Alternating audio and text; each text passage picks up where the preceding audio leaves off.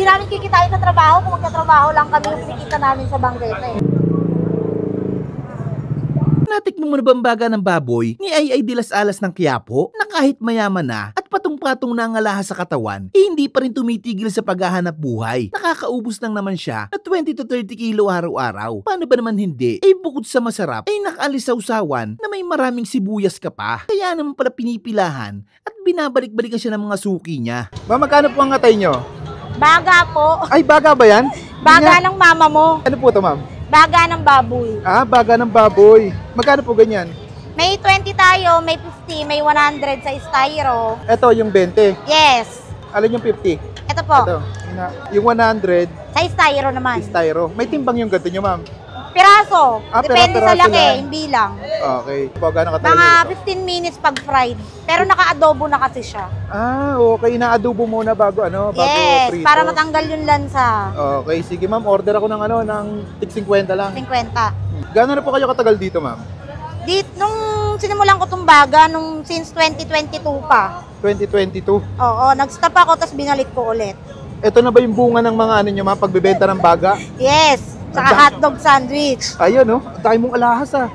Baka ma-hold up ka dito. Investment lang yan, sir. Investment. Okay. Para sa mga future ng mga junakis. Ito, ma'am, ang lisaw-sawan ba dito? Yes, Andy Rausawan. Oo. Huwag mo lang iuuwi, baka maubusan ng customer. Charot. Anong oras po kayo nag-open dito, ma'am?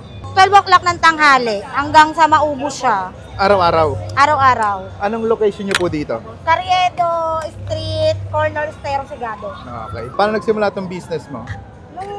Nung nag-aaral pa kasi ako nung college. Opo. Nabuntis ako, stop ako 1 year, pinagtinda ako ng nanay ko kasi pwesto namin to hanggang kahaba. Para matuto kami na mabuhay, hindi iasa sa kanila yung para sa mga anak namin. Tapos yun, dire-diretso hanggang sa nakagraduate kami mag-asawa, masarap kumita sa bangketa. Oo, nga, no? Hindi namin kikitain sa trabaho kung magtatrabaho lang kami yung kinikita namin sa bangketa eh. Ilang kilo ng baga ng baboy kay ma'am sa isang araw? Pagka regular na day, Tuesday to Thursday, 20 kilos. Pagka Friday, Saturday, 25. Pag Sunday, 30 kilos. Okay.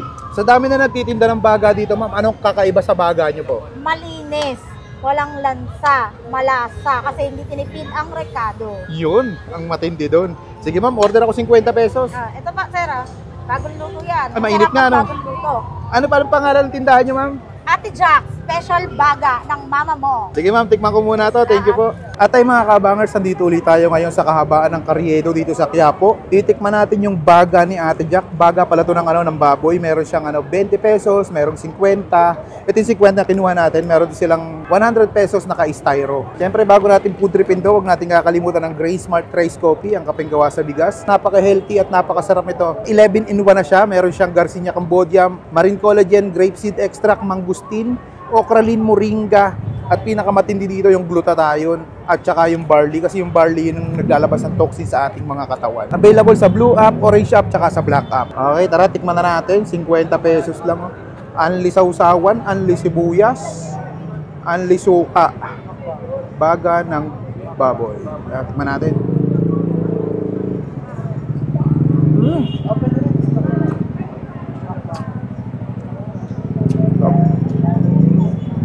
Hagipin mo yung yung mga ganyan, no?